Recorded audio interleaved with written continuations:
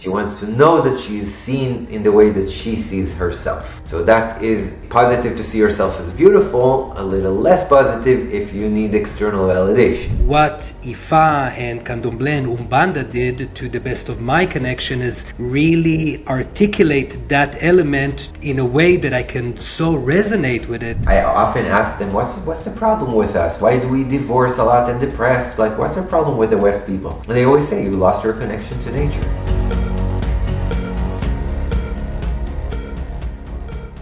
Hello everyone, I'm Ido and welcome to the Current Wisdom Podcast, a space for spiritual seekers to gain knowledge and tangible tools for creating a more conscious life. And today we want to bring the wisdom of Umbanda.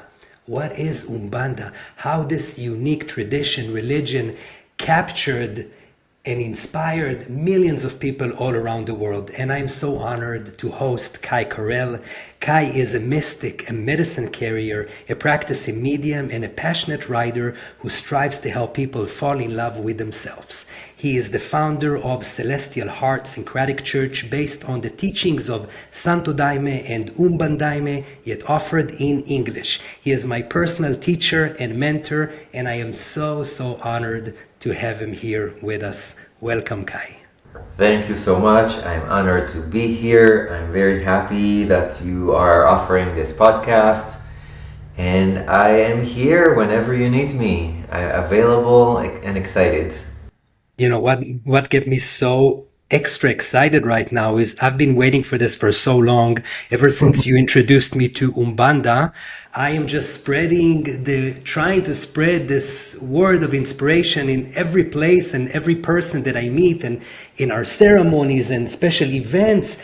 And every time when people try to get more resources or to go a little bit deeper, I don't have the tools. And I'm just thinking to myself, wow, I wish Kai was here just to channel his own direct experience and introduce to people Umbanda in the way that it was introduced to me. That was super inspiring. So I hope my intention is to bring just a little bit of that, a taste of this beauty, so people can connect, relay, and then go and find their own connection and direct experience to this unique lineage. So so you want me to start to give like a... I'm actually super curious, before even going into Umbanda, how you got into Umbanda, like your direct experience and personal experience with this tradition.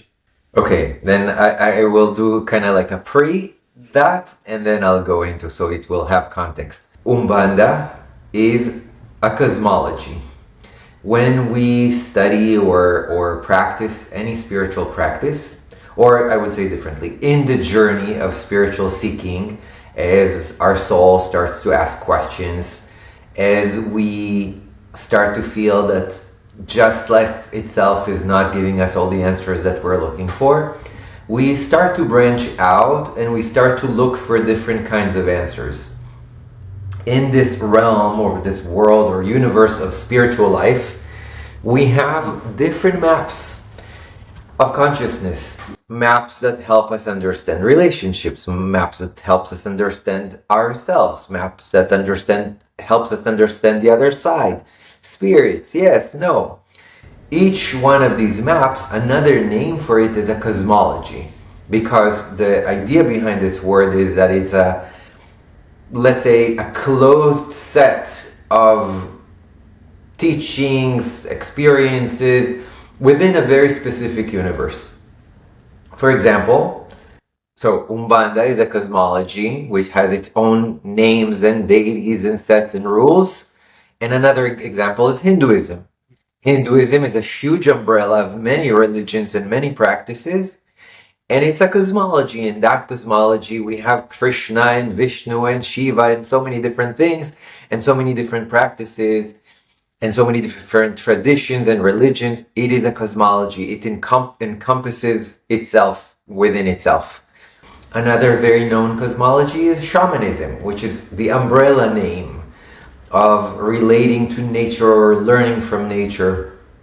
And of course, there under this umbrella, many different kinds, many different forms, many different practices. So Umbanda is one cosmology, one point of view that allows us to understand our, what we call innate nature, which who we are, what we are. And this specific cosmology brings us to our innate nature through the understanding and the study of nature. What is also important when we talk about, so someone will say, why do we need different cosmologies? Mhm. We need different cosmologies, first because we're different people. We are born in different places. The cosmologies are maps that help us understand the known and unknown world that surrounds us. Most often, cosmologies are born or created around a physical location. So if you're born in India, more likely that you are coming in contact with the Indian cosmology or Hinduism. If you're born in Africa, more likely that you will be encountering Ifa or their different, many animism in its many different forms. If you are born in Brazil, most likely that you will come in contact with Umbanda. So now, so this is kind of like what is a cosmology? Now, how did I come to this cosmology? I came to Umbanda as a cosmology through my practice with the sacrament of Ayahuasca, plant medicine, where in the beginning of my journey, I would have an experience that was very different to what the facilitator and almost everyone else in the room were talking about. So they were talking to the plants, calling on ayahuasca as a plant, spirit animals, different things like that. And in my experience, when I was closing my eyes and what I was feeling was very angelic, was very angels and spirits and beings of kings and queens, and everything was so royal. And I always felt I'm not in the right place because my experience does not match at all what they're talking about. And also the music I really wanted, it was just, no, I don't want to hear about plants. I want something different. And also something odd started to happen, which was my body was starting to shake uncontrollably. And the shaman, the facilitator, were constantly, don't move, less, stop, silence. And I'm like, but it's amazing. It's an incredible experience, and my body is moving on its own. I'm not doing this. I'm not trying to interfere. And eventually one day he said, you know what? I think you need to go visit Santo Daime. And I'm like, okay, what is that? Never heard that before. There are obviously a million other details that I'm skipping, for we don't have 10, 15 hours for this. Mhm. And then I was invited, and Santo Daime in short is the Afro-Brazilian Catholic version of the Ayahuasca religion, one of a few in Brazil. And they have a few branches here in LA, in San Diego, and other many places in US. And I joined a beautiful church in LA, and I basically had everything I was looking for happened. The singing, the type of music, the prayers, it was just incredible for me personally. I loved it, but the shaking only grew and expanded. It became stronger and stronger and stronger. And then something very unique happened. I was in Brazil with one of my teachers, and during ceremony, the guidance was go to Baixinha. Go to Baixinha. And I thought go to, so it's a place. So I went to my teacher and I said, can you tell me where is Baixinha? He says, yeah, Baixinha, she lives in Lumiar. What do you mean she? It's a person. Baixinha is a person. She's a mediumship teacher of Umbanda. And that was one of the first times that I heard, maybe I heard the word, but I didn't make the connection. And she passed away 2 weeks or something before, or maybe a little after, I don't remember. She passed away, so I couldn't ever meet her in person. And I came back to the States, and the following weekend, there was an Umbandaimi ceremony led by Jonathan Goldman, the head of Holy Light of the Queen. That's the name of their church. That's in Ashland. And he was one of the closer people to study with Baixinha in person. And everything just started connecting for me. I went there, met him, and started learning about Umbanda. In that first ceremony is the first time that I actually saw mediums receiving caboclos, or native spirits, and bringing them out, and my whole body was shaking and everything started to happen. And that kind of long, short version of what led me to study this path. At the time, I would say I was so blown away by what I got to experience and see, and it was very small in the beginning in terms of what I experienced and even understood. I would say I understood very little, and I started going to study in Brazil, and I went to many different churches. Met one of my main mediumship mentors at the time, went there to what's called a gira, which is a study of Umbanda mediumship, and just kind of kept on diving deeper and deeper and deeper, and that's now almost a decade. So I see a lot of white hair, and in that journey a lot has transpired in my own journey, and also realizing how deeply that cosmology really resonates with me, but also is so profound in explaining a lot of my spiritual journey to me. So as these two things happened kind of together, me experiencing more and me understanding how deep this ocean I just found is, I started diving deeper and deeper into it. Short, long introduction. That's beautiful. Would you like to say a word about mediumship, just for people that have never heard about it will understand the context? Yeah, it's probably important because though not required, meaning that the study of Umbanda does not require you to be a medium or to experience mediumship, it is a part of this path. The word mediumship in its most simplistic way in relation to this is being available as a consciousness, being available for the consciousness of other spirits that can come into your body, whether incorporate, meaning embody, go into your consciousness, or what's called irradiate, which means affecting your consciousness from the outside while you're completely remaining yourself.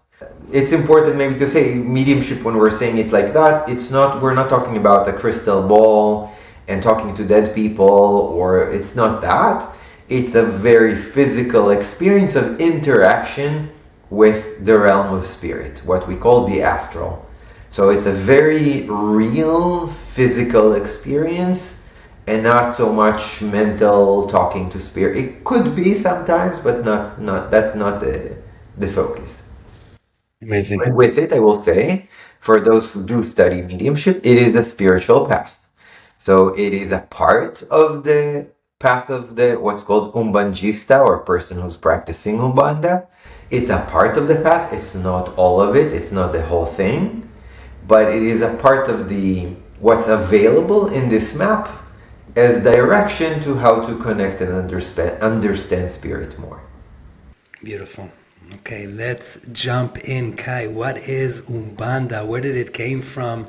The small, important history of this tradition.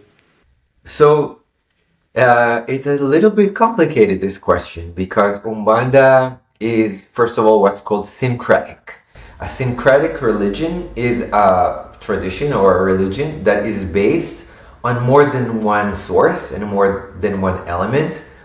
Syncretism in relation to Umbanda means that though we're talking about African and Brazilian deities, they also have an equivalent in the Christian faith. So for a very small example, we'll come back to this later, Iansa, goddess of the wind. She's goddess of the wind. She's related to storms and transformation. She's also Santa Barbara. And Santa Barbara has certain qualities that Santa Barbara from the Christian cosmology has similar to some degree characteristics that has Iansa. So it's a syncretic experience, meaning teaching or cosmology, which means it's drawing in from a lot of different sources. What that means is that every house of Umbanda, every place that Umbanda is practiced, could look almost drastically different from the next. what is even the story of how it began, how it ended, where it's going. There's many different versions of it, which personally I actually see as the strength of this tradition. Not as a limitation, but as a strength, that it is more based on what is your experience, less about what someone said, and that's how it's supposed to be. Less dogmatic. However, what, say again? Less dogmatic in a way. Less dogmatic. Yeah, it's way harder to put Umbanda in a dogmatic frame. And let's start with the fact that Umbanda was, let's call it discovered. We can't really say invented, because it was a discovery that happened by Zélio Fernandinho de Moraes in November 15, 1908, if I'm not mistaken. I think it's right. I have it somewhere. I think that was the first moment where he announced the opening of this practice. But how when a person one day wakes up and says, I want to do a religion? Not exactly. So the story of Zélio was that he, as a child, would just feel very weird. His body was shaking at weird moments. He would sometimes hear voices. He would just feel very ungrounded most of the time. And one day, they thought he's sick, that they need to take him to the hospital. And the doctor in the hospital or someone there said, I think you need to go to a spiritist house. And I think it's a spiritual situation. I don't think it's something wrong with you. It's a spiritual phenomena. So they started going, his mom and him, to what's called a Kardecist Spiritist Center, which Kardecism, Allan Kardec is the father of the Spiritist movement. It is very, very common and very present in Brazil. It started in France and in Spain, but really for many cultural reasons, really grew a lot in Brazil and very common today. And in those centers, people study mediumship according to the Spiritist doctrine that was written by Allan Kardec. But there is no Umbanda, there's no African anything. This is very Christian in most cases, and deeply studying the teachings of Allan Kardec. So here come this boy, Zélio, into a seance in a Spiritist center, and everyone's sitting there with the hands on the table like we see in the movies, and everything just goes on. And he's a white man sitting there in the corner, and then in a certain moment, he started shaking, and everyone could see that something happened. He changed. So one person looked at him, say, would you like to sit at the table, perhaps? And his entire demeanor changed, and he said, I don't think it's proper for a black man like me to sit with all of you at the table.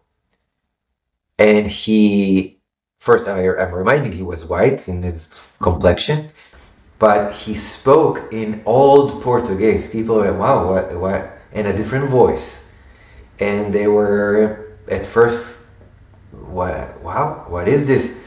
And no, I don't want to. And they encouraged.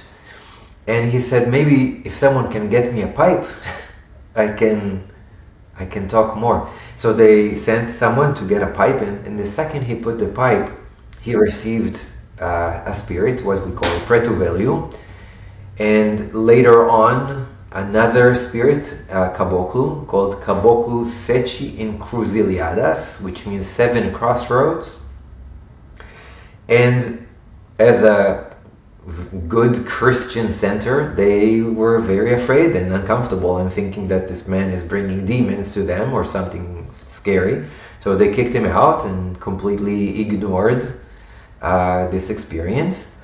But that was the opening for Zélio to trust the spirits that came through, leading to the fact that there's a whole political story that happened, not so important for us at this moment, but it led to the fact that caboclo, like I said, in November 15th, 1908, announced that it is time for these spirits, specific groups of spirits, to come and to offer Umbanda, and to come to offer Gira, and to come to offer in general charity for humanity. And from that moment on started a journey of discovering this incredible, unique, and mysterious spiritual practice of understanding the spirits that are coming through. It is important to mention that even though Umbanda started in that moment in time, and Umbanda is a Brazilian, it happened in Brazil, in Rio de Janeiro, it happened in Brazil, started there, but already in Brazil at the time, we had candomblé in many forms, cachimbo, many different other practices that were brought by the African slaves that were enslaved in their journey to Brazil. So it's not that that is the first moment that these experiences came to be. It is the first moment that the interaction with the spirit became so clear and direct, and slowly from that moment on Umbanda started forming, meaning how do we do this, how do we talk to these spirits, how do we learn from them, how do we understand them. Today, 100 and almost 20 years after, Umbanda is so widespread in Brazil. There are millions and millions of people who practice and take this either as their main religion or a spiritual practice or even a philosophical study of how do we understand the realms of the astral, how do we connect to nature, and what can we learn from nature. And I'm talking nature like a tree or a ocean. So it's not just about the spirits, it's a much broader cosmology of learning from what surrounds us. So really, in Umbanda, to the best of my understanding, we are talking about specific groups of spirits, unlike in Candomblé, the Pretus Velius, the Caboclus. But then we're talking about the aspect that did came from Africa, which is the Orishas. Can you speak a little bit about what exactly came from Africa? Yes, I'm also thinking, you and I have been swimming in this material for quite some time, so it's easy for us and we understand. And I'm just saying this for anyone watching this. I can imagine we're using a lot of terminology, a lot of words. It's a cosmology. It's a different map. It's a different reality. So there are certain things it does, and I will say for myself, I have been studying Umbanda now for over a decade, and I'm a beginner. There is so little that I know. And when I go to Brazil, I feel like I just really started my journey. So start with it. This is a cosmology that has not been very known to the West, and we are slowly tiptoeing, to go into it. So to understand, we actually need to go to Africa, like Ido was saying, to understand what's called animism. And animism is the oldest religion known to man. Again, it's a cosmology, meaning it's an umbrella of religions that have been and still are being practiced all over the continent of Africa in many, many different places and many different forms. And animism as a title means how to relate to the anima. What is anima? Anima is the living soul of nature. And so I often give this example. I can say, hey, though, I want to go to the beach. And we're going to the beach and we're tanning and whatever we are doing. But it's something different to go and bathe in the goddess of the ocean. And as I personify the beach and the ocean to be the goddess of the ocean, there are myths and stories and an archetypical study of what can I learn from the goddess of the ocean, where I don't even have that intention when I say let's go to the beach. When I say I want to offer myself to the goddess of the ocean, I need to understand who she is, what's her name, what will happen in this offering of myself, what is this relationship, this interaction is going to bring. So the original animistic religions in Africa have kept for, often people say, what's more ancient, Judaism or Christianity? We're talking about religions that predate that by 40, 50,000 years. Way, way, way more ancient as ancient can be. And they related to nature and over centuries have deepened this practice into really, really relate to the forces of nature in ways that are mind-boggling for us, with rituals, with practices, with offerings, with dances, with songs, with prayers, with so many different things. And there are many layers to understanding these traditions, but one of the core concepts that you will see in all of them is the idea, or a term we use, called orishas. What is orishas? The word ori means head, and in connection to sha, ori, sha means the place of the head. So when we say, for example, Iemanjá, which is the goddess of the ocean, Orisha Iemanjá, the place of the head of Iemanjá is the ocean. The place of the head of Shango is the mountain. The head of the place of Yansa is the wind. So each one of these orishas, which we can call them gods, we can call them deities, we can call them spirits, we can call them whatever we want, and they are representing an archetypical phenomenon of nature. So it's not a specific mountain or a specific river, it's all rivers, the river phenomena, all mountains, the mountain phenomena. So Umbanda basically said this. For example, in Candomblé, which is another Brazilian-born African tradition, the work of the person is to relate to the orishas, to work with the orishas, to embody the orishas. Very meticulous process, very specific, very detailed. Where Umbanda is relating, let's call it for lack of a better word, working with the helpers of the orishas. And there are 7 specific types of spirits that work in each line of orishas. You see, as I go deeper, there is more terminology and more specifics. But the main difference is that in Umbanda we say, I don't know if I can, as a human being, talk directly to the goddess of the ocean. It's a lot, it's big for me. There are smaller spirits that come from this world of the Iemanjá, of the ocean, and I can relate to them. So for example, one of them, the simplest one actually, is what we call encantados. Encantados are the enchanted spirits. And you have them in your backyard. Hummingbirds, butterflies, insects, bees, yeah? So these are the enchanted spirits. Next will be caboclas, which are native spirits, indigenous spirits of the land. These were people before that died and remained as assistants to these specific lines of the orishas. We have eres, or crianças, which are childlike spirits. So these are spirits of not children, they're very childlike.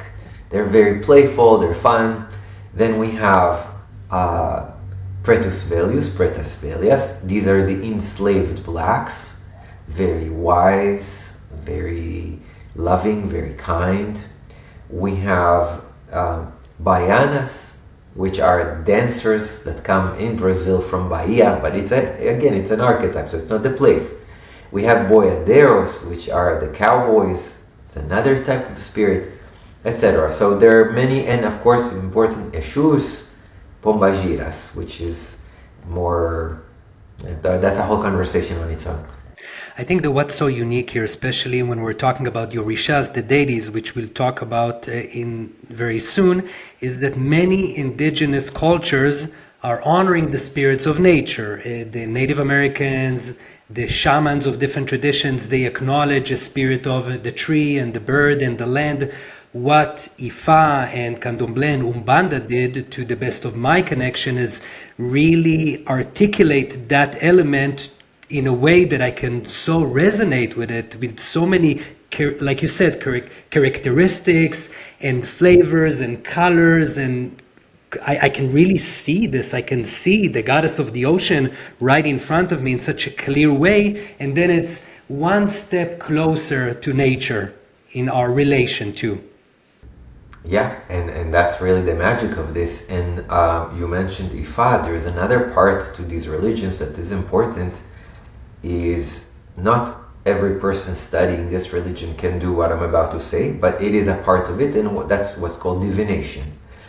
So what's called Babalorishas, the priests of the higher priests of these traditions, they are able to do a specific type of reading to you that will divinate or find out for you, one, your head orisha, but so much more about your life. Now, what it is, if I say, okay, those head orisha is Oshosi, so if I find that out, why is it important for me to find out? Because it's almost like, let's say, a similar cosmology or a different cosmology will be astrology. So if you say Kai is an Aries, you say, yeah, of course, he's impatient and all the different things that we accompany with the Aries zodiac. When you study the head orisha of a person, the explanation of what that means about them is, it's almost like they know you. The characteristics, what you need to work on, what you need to focus on, but in a spiritual way. So what are your spiritual qualities that you need to develop? What are the spiritual challenges that you're going to encounter? And similar to astrology, which types interact well? Son of Oshosi will work well with Oshun, and because of this and this and this and that, and here they will be fighting, and here they will be loving, and so there's a lot of wisdom and understanding that comes from the divination of this practice. But I would say the place, like you're saying, that wow, it's so easy to resonate with this, is because it has, I don't know how to say this, it's very beautiful. It's very colorful. The stories are so meaningful. There's so much depth. You do have to study a lot. And one of the challenges is that it's mostly in Portuguese for us to study these traditions. It's a Brazilian-based tradition. So there's not a lot of resources. And like we said in the beginning, because there's so many different schools and so many different churches, that each one doing something completely different, sometimes they completely disagree, so how to really find what calls you. But there is something unique about this path, and I think one of the reasons that it really, really touches us is the fact, which is something that almost every shaman I've met in my life, indigenous, has always told me.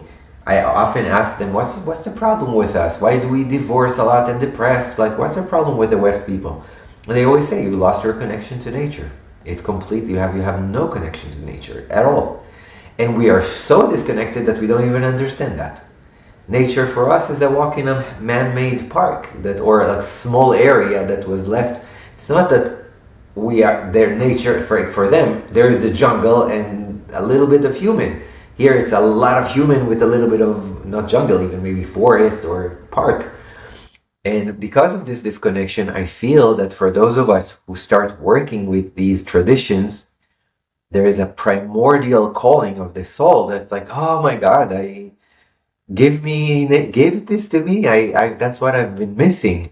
And I think for you, for me, for many people around me that work with this tradition, it's a soul level awakening of the call back to nature. And as I said in the beginning, for me, this came as a result of me working with plant medicine, which innately is doing that as well, meaning that calling us back to nature. So it's not unusual to see that in working with plant medicine, you would be called to the plants, you would be called back to the spirits of nature, as you are kind of calling it from the outside and from the inside at the same time. It's incredible. And I can say for me, the introduction to this tradition and what makes it so unique and special for my own personal journey is the way that you teach about the work that we need to do on ourselves through the lenses and the qualities of each of the orishas or each one of the beings and the deities that we're working on to connect not only to what I really want to be like Oshun, like the beauty and the gold in the river, but what aspects I need to work on myself so I can be more like her or like them. And this is my deep, deep connection point to Umbanda as a And I'll spiritual tell seeker. you, me too. And I can tell you one of my challenges is that, and it's important to remember this, many of the places that offer Umbanda in Brazil at this point in time are mostly a religion, meaning that that more esoteric side of the study of what the implication is mostly not there. It will be more of a practice of how to honor Oshosi in the proper way or relate to Oshun in the way that you're supposed to. Where for me personally, mostly because we're in the West or we're in the US and we don't have access to a lot of these practices, but also I think for us what's important is really the connection more than the religious practice. So, even the work that I do, which relates to Umbanda, if I have a jira or something like that I offer, I never aspire even to do something traditional. In the sense of, it's close to impossible for someone who wasn't born in these cultures to offer something traditional. But I also feel, not that it's not important, it's great if you can, but I think what is necessary is to dive into the depth of consciousness that is available through this cosmology. And something from personal experience, because I'm a student of all cosmologies, I think there's always a huge benefit where you understand cosmologies through different cosmologies. So you can learn a lot from Umbanda and reflect that into, for example, Jewish faith. And from Judaism to Buddhism, and from Buddhism to Islam, there's so much interlinkedness and connectedness. And so when we come to Umbanda, it brings one element that is most, I would say, missing in most spiritual practices, which is the direct personal interaction with nature. It's not that other practices I've met in my life negate nature, but they don't put nature so much in the center. In Umbanda, no, nature first. Nature is the beginning, middle, and end. How to find my nature in my connection to nature. That's beautiful. Yeah, and I would like to dive a little bit deeper into some of these key players in this tradition and also that came from Africa and to understand them and their uniqueness. And I was actually thinking of starting with Ishu, just to explain a little bit this unique deity that is so special to this lineage. Ishu is very special to this lineage and also the most challenging slash conflicting slash complicated of all the different spirits that we have to offer. And I would say the most misunderstood. Eshu is half red, half black. He paints his face half red, half black. And he represents, in short and simplicity, he represents, first of all, one of his titles is the Divine Messenger. So he comes to bring a message. Or another name is the Messenger of Destiny. He's even more so, like coming to guide you towards destiny. But his temperament, what he's about, is the trickster archetype. And he stands for conflict. He comes to guide you how to completely surrender to the human parts of who you are. When we are describing Orishas, as we spoke about before, Imanja, ocean, wind, they are far from human. They are forces of nature. There's something very amorphic, very hard for us to understand. Yeshua is very human and he understands us very well. He understands our addictions, our excuses, our conflicts, our sexuality, our manipulative mind, all the human faculties of what it is to be human. And that's why he's considered what's called the Alpha and the Omega, the beginning and the end. If you want to approach the study of these grand Orishas, Oshala, God, and all the different things, you have to start with the human part. And there are many stories about this, and I can say thousands of stories about Yeshua with why is it like that.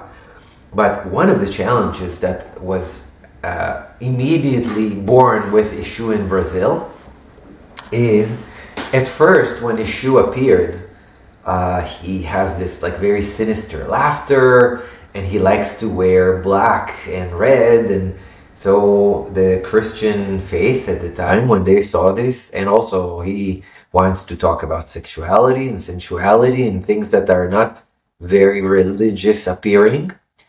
So there was a lot of fear around Yeshua, and the churches started saying that Yeshua is the devil. So the statues in Brazil started to look like that. The Yeshua statues were affected, but at first they thought, oh, we need to say that he's not a devil, that he doesn't look like that, and it's not correct.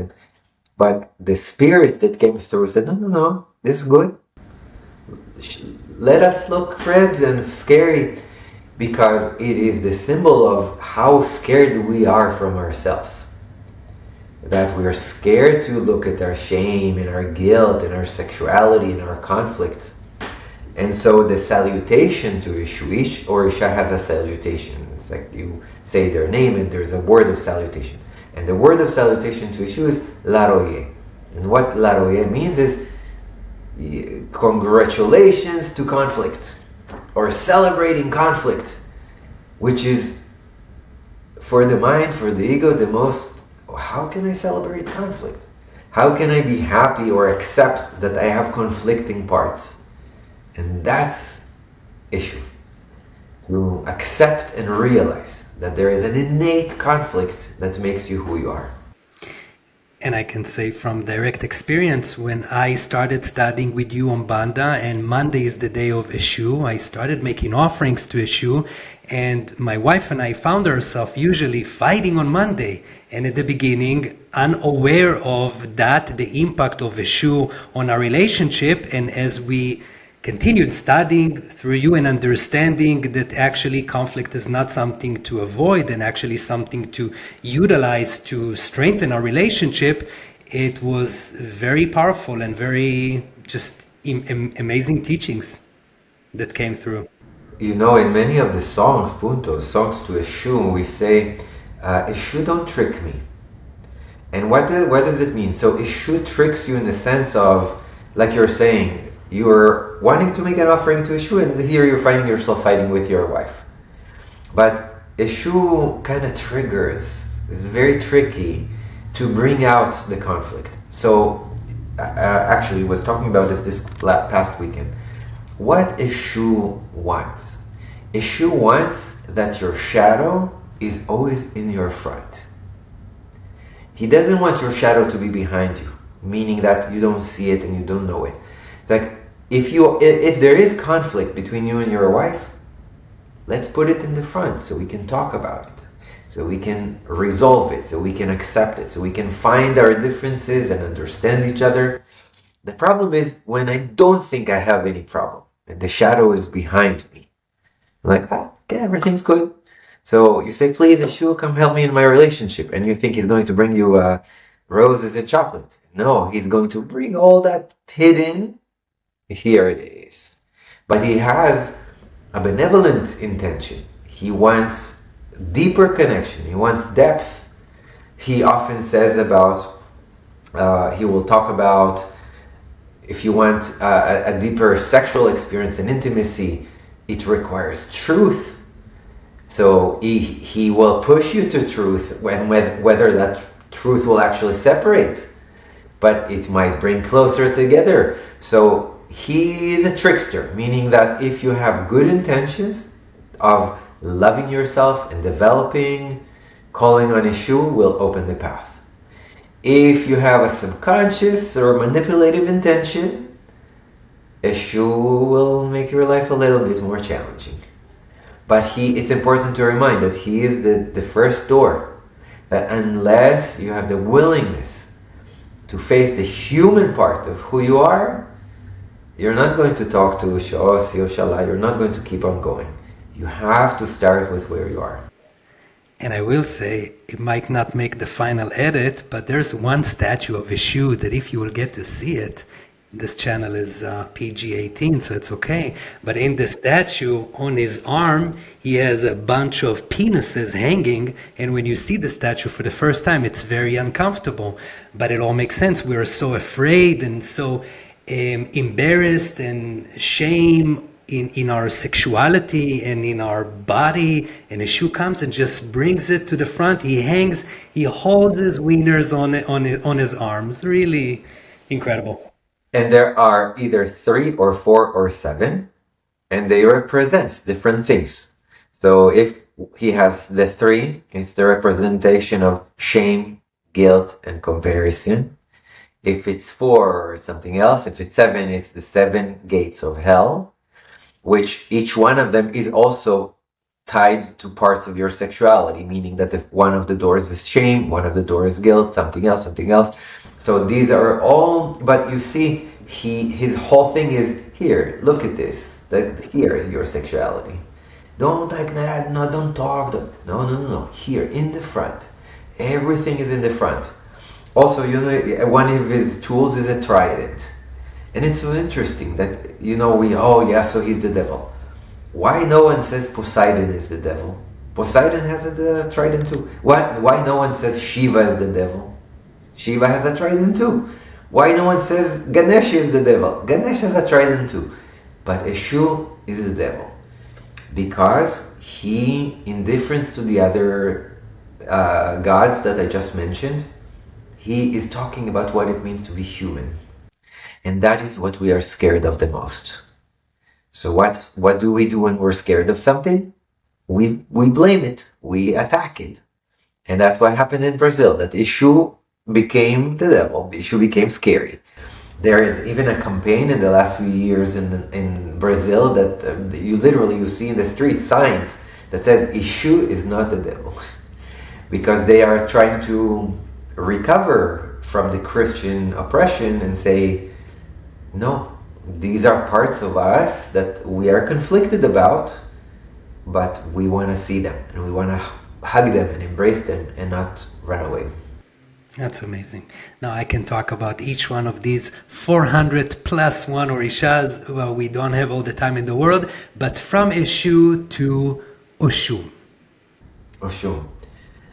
Oshun, goddess of the sweet waters. She represents, her element or place of her Ori is the river, the lake, the waterfall, and in short, sweet waters, right? So we differentiate in this practice 3 different kinds of waters. Salty waters will be Yemanja, sweet waters will be Oshun, so goddess of the ocean, goddess of the river, lakes, and waterfalls, and stagnant waters, which are the what do you call it when the mud? Swamp. The swamp. And that will be Nana. So there's 3 different kinds of waters. So we're talking about moving waters that are sweet. What does that represent to us? So I would say the most known part of the Oshun archetype is self-love and self-care and beautification. But it is just that tiny bit of, I'm so beautiful. Because Oshun, she's the most beautiful. So beautiful, she's stunning, the most beautiful woman on the galaxy. However, and she always looks at her own mirror. She's so enamored by her own beauty. But her work is actually to help us look in our own mirror and see beauty, which is not easy for us at all.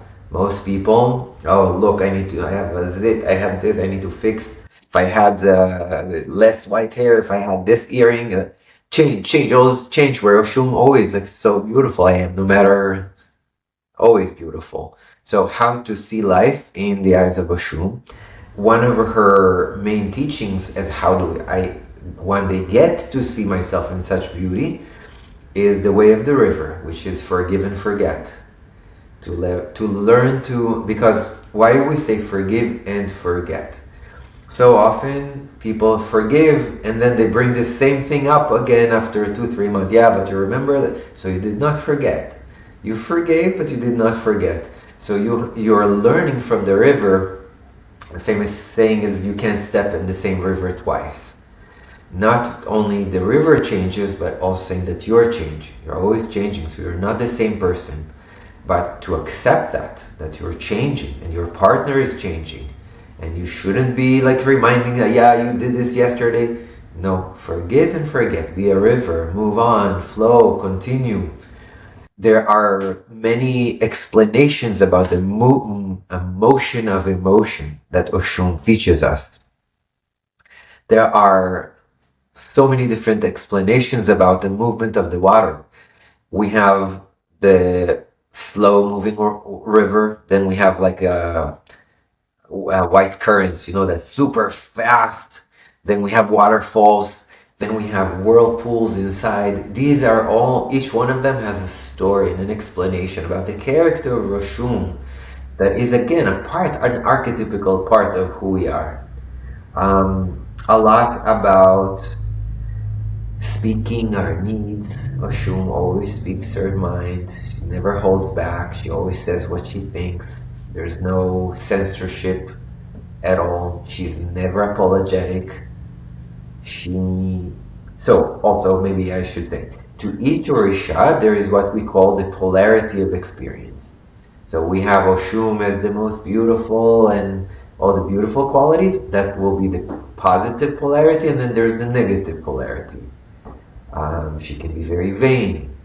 She can be very Self-centered in a way. centered. She can be very jealous. Mhm. So there are polarities. Um, Attachment to physical form is very big quality of Oshun. Don't want to get old. yeah, so Oshun in the archetype, she's always young. Hmm. Never gets old. The moment she gets a little bit old, she becomes a manja. Like, no, Hmm. no. Oshun, always youthful, always young, always also important for Oshun appearances, meaning how others see her. She is the most beautiful, and everyone says that, and everyone knows that, but she wants to know that. She wants to know that she is seen in the way that she sees herself. So that is positive to see yourself as beautiful, a little less positive if you need external validation. That's why she often goes together with her best friend, goddess of the wind, the Ansa, which is the extreme opposite. Could care less what anyone thinks. So you see each of these different lines has powerful teaching for each other and exemplify to us parts of our consciousness. I have a little bit of Shum, a little bit this, a little bit that, and how do I work with the different parts of me? And I can share with the listeners, as we both, my wife and I, work closely, and we're big fans of Oshun. Oshun is also the goddess of fertility. And before my wife got pregnant, she did a ritual, 21 days, offering to Oshun, going to the river, praying, connecting, and we succeeded. So it might be complete coincidence. It might be really gratitude and thanks to Oshun, but we're going to talk about offerings in a second, but the connection to these elements and these archetypes can really bring a tremendous shift and change in our lives. And with that, I would say you said maybe a coincidence. And the truth is, when you work with Umbanda, it doesn't really matter. Meaning, even let's say it didn't work, it's still thank you, Oshun, for opening fertility. If it works, of course, it's because of Oshun. So it's not so much because in that way, like I said, it's not a religion in the same point of view of that I'm praying to God to give me the thing that I need. It's an explanation about life. It's a way of living that brings back connection to the elements. So there is a little bit shift in the Umbandista's mind into being less demanding of the other side for results. It's like I pray to God, so what I'm getting from this, it's more about explaining this natural occurrences of life. And with it, we do have, yes, it seems that some of these things do work, that we make certain offerings or ask in certain ways and life. But what I see in that is, let's say we're making what you described, that Sarah was working with a shum, with the river. What was she doing? She was connecting to her own currents of fertility, her own movement of the energy, discharging into the water, having her feet in the waters.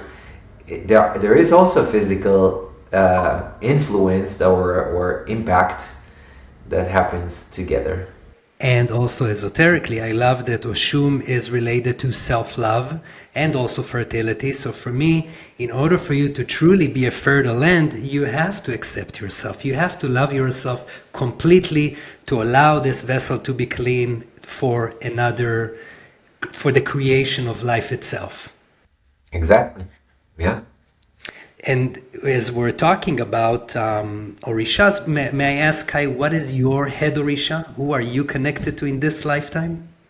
Yes, and also because I said earlier, different schools have different points of view. I had throughout my years different readings done by different people, and there is one Orisha that actually when I started, I was Yansa Oshosi. And if you knew me at the time, it was very fitting. I was very strong in both. Yansa Oshosi means wind and forest. That was really my reality at the time. I was very moving all the time. I was in the jungle most of the time, so it really fit my situation.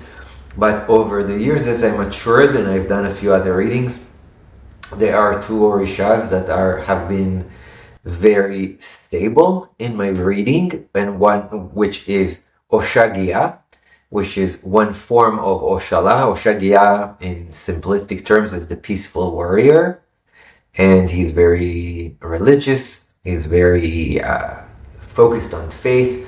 The place of nature is the open field, so open space, perspective, very patient.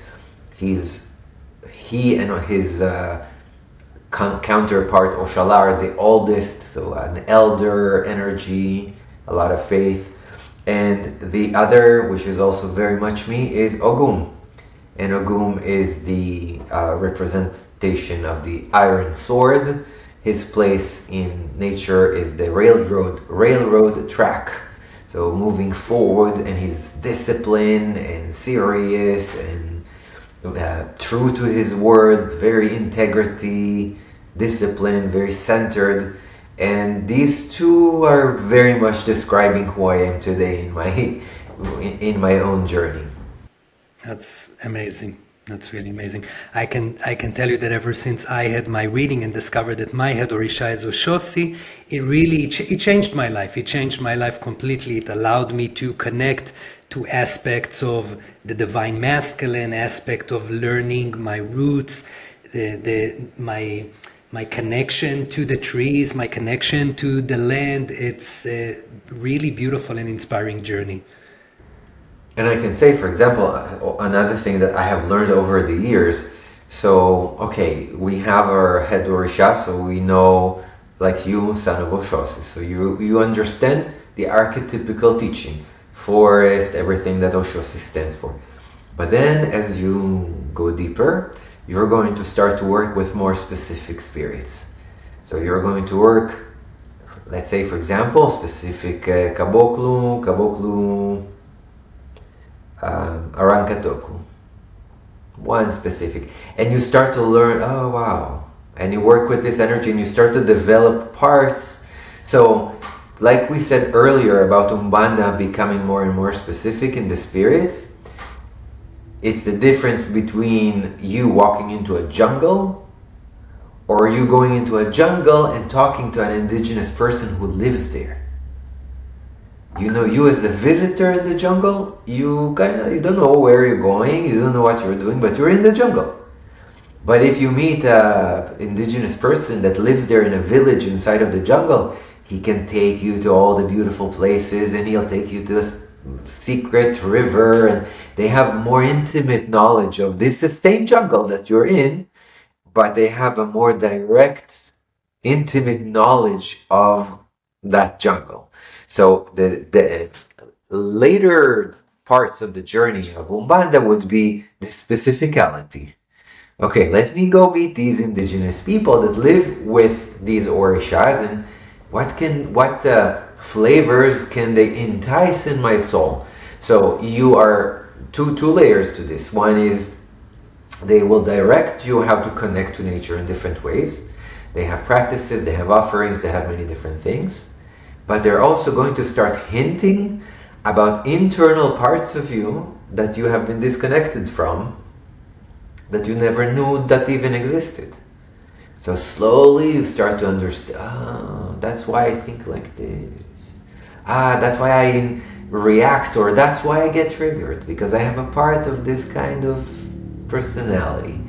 And like you said with Sarah and the river, it's like it's going to change you. It changes you, because as you understand yourself more, you're going to change. You're going to be impacted. And maybe the trigger will still appear, but now you'll smile. No, I'm triggered right now. I understand. And that slowly shifts, and then you go deeper, and then you go deeper, and then you go deeper. So this tradition is endless. It's a universe. As every step we take into the jungle, we realize there are 7 more jungles to go. I have to say that one of the things that really left a huge impact on me as I started studying Umbanda, I believe it was our second ceremony, that I went to the kitchen of where we hosted the ceremony, and there were huge plates with fruits and flowers, and I wanted to start eating the fruits, but then somebody told me, no, it's for offerings. And then I started understanding the concept of offering, giving back. Would you chime a word on that? Yeah, and I can tell you that in the last year, my own relationship to the offerings have been also going through a lot of transformation. But in simplicity, the offering allows us to put ourselves aside for a moment. So it's like all about me and what I eat and what I do. And in most cases, offerings will be plates of either food or flowers or fruit, very often, that you offer to the Orisha. So you will either place it in front of an altar or in nature. In Brazil, so many times, for example, the offering to Eshu most often happens in the street. Me and my wife Jade, we go in Rio de Janeiro, every 3 streets you see someone left an offering. It's very common in stores, many places. You go to the countryside, you walk in the jungle, you see plates and always so beautiful, with so much attention and intention put into the design and flowers. And so it is a way to offer devotion, develop devotion, and deepen the connection with the personification of the Orisha that you're working with. So it's not just a concept, it's not just an idea, but more of a love affair that starts to develop. And then on the physical, you are actually with your hands in the flowers, in the fruit, cutting them, placing them on the earth. So it is another way to bring you back to nature. It's again this reminder, okay, but what about real, like, physicality? Take the banana, feel it, put it there. So there's constantly this idea of let's bring you back to nature in whatever way and form that we can. So I'm just telling you guys, yeah, if you're going to the forest and you see next to a tree a bunch of apples and melons and flowers, I guess it was an Umbandista making his offering. Kai, I want you to speak one almost final word about the connection between Umbanda and Ayahuasca. With joy.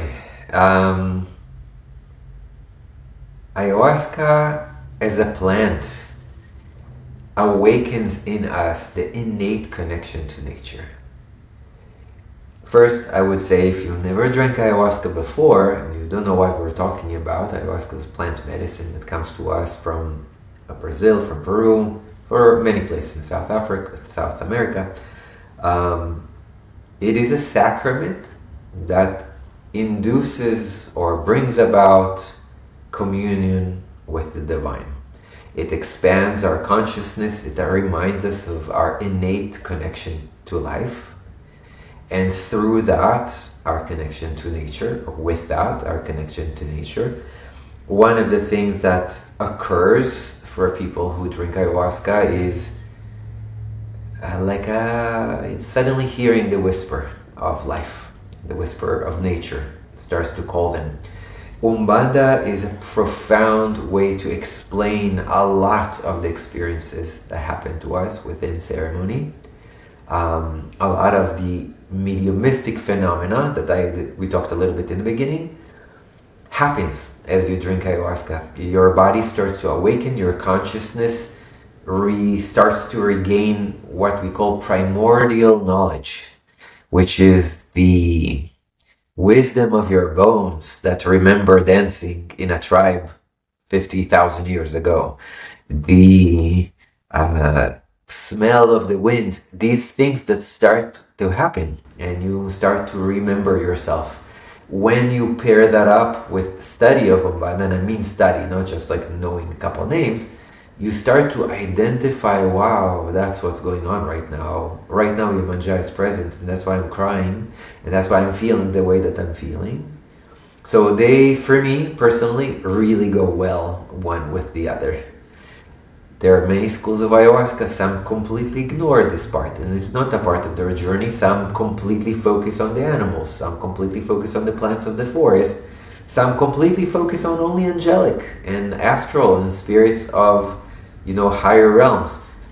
Umbandaimi, when we say Umbandaimi, we mean both the terrestrial, the orishas, the spirits of the land and nature, and the angels and all their friends. So it's kind of a way to connect the two.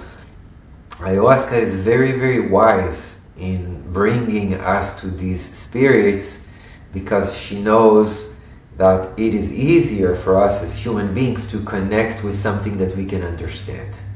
So the more we study Umbanda, the more ayahuasca explains to us what we're experiencing and seeing in the journey.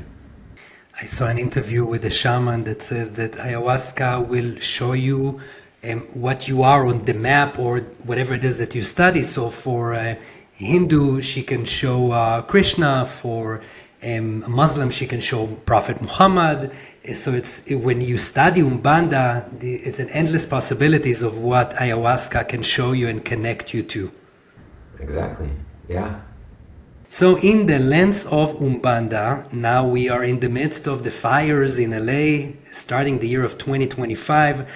How would you interpret that in the lens of Umbanda? In this past weekend, I was talking about a specific Eshu called Eshu de Fogo, which is the Eshu of fire. And Eshu de Fogo explains to us, there are many songs that sing to him. And he has a song that says that if you see fire around you, it means there's too much greed. And that's what I feel. I feel we are a little too consumed by consumerism. And I feel that a lot of what happened is a result of greed in different levels of government or whatever. I'm not interested in the politics of it, but I'm seeing that as another reminder of how far we are from nature. And I have a feeling, in general, it's not just these fires. In general, if we are looking around the world, I don't think Mother Earth is very happy with us. I think that a lot of what's happening is nature's way to fight back. And what we forget is even if, let's say we as humans, we will do an atomic bomb or destroy everyone, the Earth will survive. It will take 1 million years, 10 million years to recover atomic waste or whatever, 30 million years, but she will come back. And perhaps without us, she'll be stronger. So why not work together? And for example, a lot of the fires that are happening in LA, I don't want to go into specifics, but from what I understand, the brush or like certain places were not taken care of to cut things properly, or the waters were missing. And so perhaps if we start to focus on really what nature is asking for and listen more to what nature is calling for, things like this can be avoided. And one of the things also, I think maybe at this moment in time, it's a reminder for us of one, how powerful nature is, that what a incredible force, and truly in one heartbeat, our lives can be very different overnight. And we have friends, both of us, that lost everything. And, a day before, everything is okay. Day after, you're on the street and you have no idea what will happen next. So perhaps I would say this brings us to gratitude of what we have and who is next to us, and a reminder to take care of nature and to take care of each other. I can say on a personal experience, when the wind started and the fire started, we were thinking, okay, we need to evacuate what it is that we're taking. And then the lessons and the teachings around our attachments and how much we want to hold into our physical belongings, into the understanding that all we care about is really just few elements and few things. And it was so amazing to see, you talked about the goddess of the wind, the Ansa, how she cleans everything, all the dead leaves and all the surface in such a mighty force. And it is very much relevant to the personal desire to constantly shift and transform and shed from me the things that don't serve me no more. And it's really, again, just was a reminder on this beautiful connection. And I'll add one more thing that the indigenous people say, because fires are very common in the jungles. I'm not talking about man-made ones. They have issues there in Brazil a lot with different companies, oils and stuff like that. But I'm talking about natural, that there is a thunderbolt or something and a big part of the forest gets destroyed. The response of an indigenous person, they will say a specific song or a prayer for rejuvenation. They understand that it's a part of the cycle, that, okay, Shango, Yansa, they wanted a new part of the forest, and they accept. But like you're saying, with the non-attachment of that's rejuvenation, starting over, and having the spiritual strength to start over is not easy. It requires a lot of inner strength. So tell me, Kai, for people that are listening to us and are so intrigued to dive deeper into Umbanda, how can they study with you, learn from you, connect to you? First, by coming to you. So definitely, I am happy to see Do doing incredible work with the cacao, but in general, like bringing this kind of material out. Myself, my website, KaiKarrel.com, our church, celestialheartchurch.com, you can maybe link later. We studied this a lot, as much as we can. This year, I'm going to focus actually more in my personal practice also with Umbanda and expanding. I also feel that I offer Umbanda in a unique way that I feel is more geared towards the esoteric study. So I'm definitely going to be writing more about that and expanding from that point of view. I'm here. And we will share more to come. Thank you so much. And I want to actually finish today in one of the groups. Somebody sent this beautiful poem by Khalil Gibran. It's called Fear. And it goes like this. It is said that before entering the sea, a river trembles with fear. She looks back at the path she has traveled from the peak of the mountains, the long winding road crossing forests and villages, and in the front of her she sees an ocean so vast that to enter there seems nothing more than disappear forever. But there is no other way. The river cannot go back. nobody can go back. To go back is impossible in existence. The river needs to take the risk of entering the ocean, because only then will fear disappear, because that's where the river will know it's not about disappearing into the ocean, but of becoming the ocean. From Oshun to Yemanja. Gorgeous. We are so influenced. Even the name of this podcast, The Current Wisdom, is Oshum and Oshosi. We really live our lives with so much inspiration from Umbanda and from everything that you are teaching us, and we are so grateful to be your students and companion to this path. As I am of you guys, you're really inspiring. I'm amazed to see everything you've been doing and how these incredible teachings have impacted all of us. It's incredible. Thank you, Kai. Thank you, everybody, and we'll see you next time.